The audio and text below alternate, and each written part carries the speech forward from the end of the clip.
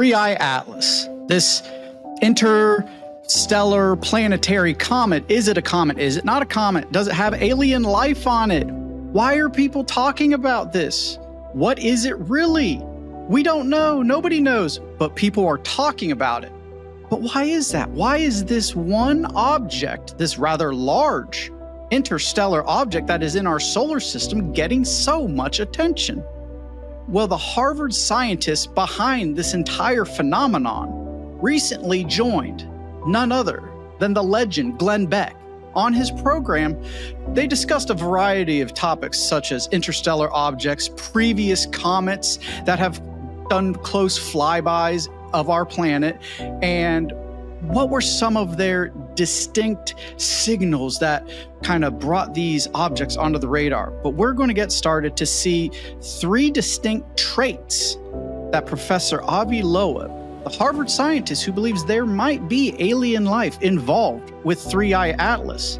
But we're also going to look at this from the biblical perspective. And you might ask yourself, what does an interstellar object, what does aliens have to do with the Bible? A surprisingly large amount, as it turns out to be the case. But let's go ahead. We're going to queue up this interview with Glenn Beck from The Blaze and see what Professor Loeb has to say about it.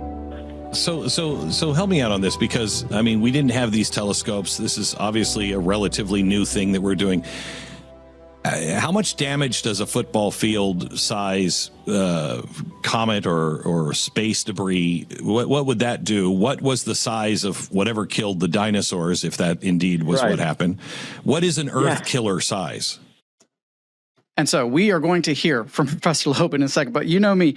As soon as the person talking, we had it in the previous video with Tucker Carlson, they always make a point right at the beginning where, Glenn, you just saw him go, if this is what killed the dinosaurs. And he opens the door. We need to bear in mind, this professor is not approaching things from the biblical perspective. And I know people will be like, oh, how could you question the theory of evolution? I'm like, because it contradicts the Bible. That's why. And there is a biblical and historical narrative through writings found in the Dead Sea Scrolls about what happened to the dinosaurs. And it wasn't the explanation that the theory of evolution gives us. But let's go ahead, hear what Professor Loeb has to say. But Glenn, right off the bat, and you see it's just very minuscule. He's like, well, if that's what did it. Good job, Glenn. Yeah, well, the size of a football field can, an object like that, if it collides with Earth, can cause regional damage, much more, like of order 1,000 times the Hiroshima atomic bomb energy output. So kind of like what happened in Russia back in the turn of the last century? Yeah, something. Okay. No, that one was actually much smaller than that was 1,000 times less massive. So, oh my gosh! These big ones are really rare, and that's why I will say, as we continue the discussion, I will mention this new one. It's estimated to be, of order, the one that killed the dinosaurs, and these are extremely rare. And so the question is, why are we seeing an interstellar object that big, just within the last decade? And that's a very interesting question. Why is all this discussion popping up recently? And it's been discussed here and there throughout the years of UFO UAPs. We're going to hear from the professor here in just a minute in this next clip that we have, where he discusses later in the interview the possibility of this being an alien object, that it is propelled by something other than gravity and by forces, and that there could be intelligence behind it. We also had a recent video with Tucker Carlson, one of the largest podcasts on the earth, talking about UFOs and UAPs in the deep oceans. Why are people talking about this to mainly conservative Christian audiences? Glenn Beck, Tucker Carlson. Who are their main audiences? The Christian market. So what are Christians to do with this information? We need to look at this from the biblical narrative, and people are talking about it. This thing is not going away. So we're going to continue listening to see what Beck and Loeb together have to find about this. To Manhattan Island, it's a very different scale. Yeah. And so what the Congress wanted NASA to do is identify those that will cause just regional damage, not a catastrophe like happened with the dinosaurs, where there was a nuclear winter. The Earth was covered with dust, and So, 75% of all species died at that. And we owe our existence because after the dinosaurs died, the more complex animals came along, and we are one of those species. So, as we can see, the professor is not approaching this from a biblical perspective. We do not owe our existence to a meteor that wiped out the dinosaurs and put a layer of dust over the earth. We owe our life and everything that we are to the God of the Bible, the God of Abraham, Isaac, and Jacob, the one who sent the word in the form of his son, Jesus Christ, to die on the cross. And whether he's doing this through ignorance, which I believe it is, I don't think he has a nefarious plan behind all of this. I could be wrong. I don't know the guy. This is speculation. However, we have to take news like this, which is being put out to the entire world through different news outlets. The New York Post has covered this. Daily Mail, other media outlets are discussing this three-eye atlas from the perspective that this same gentleman is discussing it. And we as Christians are called to be the light that counters the false truths that they are putting out. What he's saying is not the truth. I really do not care how many people be like, oh, but Darwin said, it does not matter. What does the Bible say? The inerrant word of God. And we need, in these days especially, when people are speaking out against biblical teachings more and more, to stand even firmer in our faith. But let's go ahead. We're going to play the next clip and continue this conversation about what are some of these traits that Three-Eye Atlas is displaying that sets it apart from a regular comet. I don't know what's real, what's not real. I don't know who has credibility. We've heard so many things about, extraterrestrial technology. We had, all of the drones in the sky that everybody was thinking aliens were going to invade us for a while. And the world is on edge. I mean, we're very 1938, 39 War of the Worlds kind of territory in America. And I think the world, we're freaked out about everything. So tell me about Three-Eye Atlas and why you say it may have alien technology. And as we get into this, there's one distinguishing difference between what Beck very accurately, and I love that he mentioned this, the world was on edge from that 1938-39 War of the Worlds thing. People were on edge. What are these things? But it really took off after the founding of Israel. This was a prophetic timestamp on history when Israel was founded. And now, as we see biblical prophecy moving forward through the nation of Israel, we see the events of the wars and everything. Well, what's the difference between these UFO, UAP, comets, interstellar objects, difference between now and then? The fact is that now God's prophetic timepiece is moving forward. Once Israel was established in 48, it's different than the events we were getting in the 30s and everything where people were scared and looking. But now we have actual disclosure of these things. People are talking about it on a global scale. That is the difference. Right. So let me give you the facts. I mean, the whole point about doing science is that we can collect evidence, data from instruments, and we don't need to rely on stories that people tell. Right. So what are the facts that make it really unusual? Well, first of all, it's the size.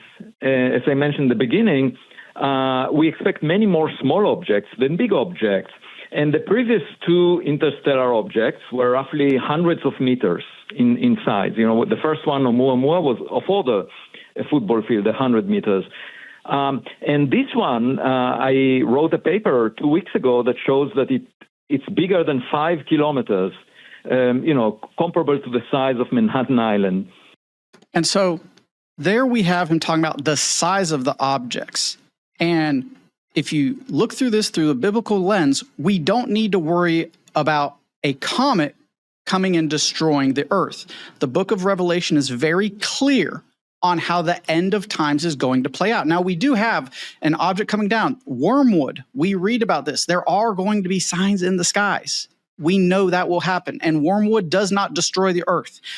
We really need to take into consideration when these end of times comets or events or destruction comes into play, there is only one being in charge and controls the fate of the earth, and that is God. And so his first trait is the size. Now, it is very large, it's very uncommon, and it could do a lot of damage. But we just, according to the Bible, We don't need to worry about that striking the Earth and causing a mass global destruction. But let's see what other traits and continue his description of this item in space that we're watching. Anyway, that's the size anomaly. Then there is the fact that, the Hubble Space Telescope observed it and noticed, in the image, it displays a glow that is towards the sun, pointing towards the sun, instead of what you usually see for comets, where you see glow pointing away from the sun. And the reason you see that away from the sun is because dust and gas are being pushed by the sunlight and the solar wind away that's from the what sun. That's what gives it the look, a comet, a look of a tail. Exactly. That's the definition of a comet. So then, all the comet experts said, oh, look, here is a comet, because we see this extension of a glow. But what they didn't realize, so they were, it's just like seeing an animal in your backyard.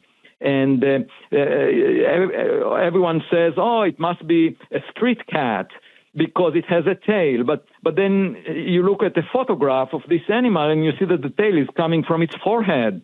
And you say, well, how is that a street cat? A common street cat does not have a tail coming from its head. So anyway, this one is the first one, that shows such a thing, and unlike regular comets. So the second trait, the first one is size. The second trait that he talks about is a reverse tail. And that is very odd. And trust me, I don't have the scientific background to get into, all the calculations as to why a tail has happened. That's why we talk about using discernment for these things when scientists who do have the credentials to talk about the actual science, mathematics, and physics behind a reverse tail, the fact is we don't know. And if it's, as far as our knowledge, scientifically impossible, well, that's when we need to start using discernment about, well, is this a comet? Is there something about science and physics that we don't know about? We need to ask the questions. We need to look at it through the biblical lens and say, well, if they're saying this trait marks it as an alien craft of some kind, well, that's when you start getting into the spiritual realm. You get into the realm of the fallen angels mentioned throughout both Old and New Testament books. Reference these fallen angels, their descendants of the Nephilim, and their ability to manipulate space, time, material, break the laws only to our current understanding of the laws of physics. But we'll get to that later in the biblical story that very well details how that is described. So let's continue with his traits. The trajectory of this object is aligned to within 5 degrees with the ecliptic plane of the planets around the sun. And the chance of that is 1 in 500. So basically it comes in the plane where all the planets are moving around the sun. That could be by intelligent planning, because if you wanted to do a reconnaissance mission, coming close to planets, that's the way to do it. And so that's the reconnaissance of alien life that he's referring to.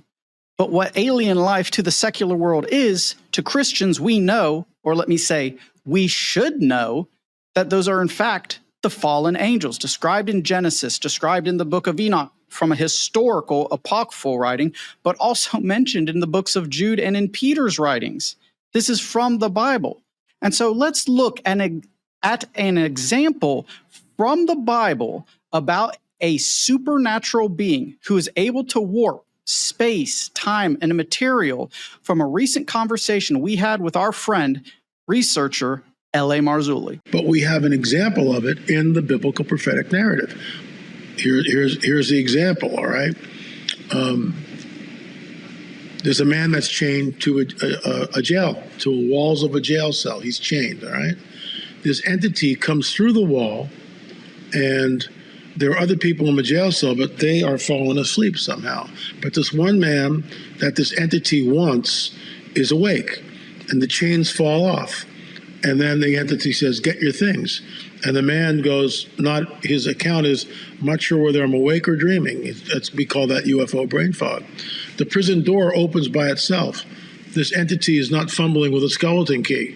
The prison door opens by itself. He's manipulating space, time, matter, and energy. All the guards which are aligned in the hallway they're all falling asleep. How does that happen? They get to the end of the hallway, prison door opens, this prisoner is now free. So when I talk about that at UFO conferences, and I'm never invited anymore because of my Christian underpinnings, which is fine, but believe what you want to believe, folks, I'll tell them what you just heard was Peter's jailbreak. That's in the Bible. And there it is. That's unfortunately a reality not many Christians even discuss, is that there are angelic beings interacting with our world. There are fallen angelic beings. 1/3 of the angels fell from heaven in Lucifer's war against God. He was able to deceive 1/3 of heaven. And these entities, as we just heard from the story of Peter's jailbreak, from our friend L.A. Marzulli, whose book, The Rungs of Disclosure, you can get that details the disclosure of these UFO, UAP, fallen angelic beings. It shows us in the Bible how these entities, these angelic beings, creations of God, are able to manipulate space, time, and matter. And just because an angel was fallen doesn't mean they lost their ability to do so. And we know in the end times, there's going to be signs. There's going to be false prophets and false Christs who have signs and wonders follow them. So we need to stay discerning. What is Three-Eye Atlas? To be perfectly honest, we don't know right now. That's why we're asking questions. That's why we're listening to what the world is saying about it and contrasting and comparing it with what the Word of God says. And that's why we need to be discerning in these times to make sure we don't get deceived like 1/3 of heaven was when Lucifer started this war against God. I'm James Lasher with Charisma Media. Thank you for joining us. God bless you.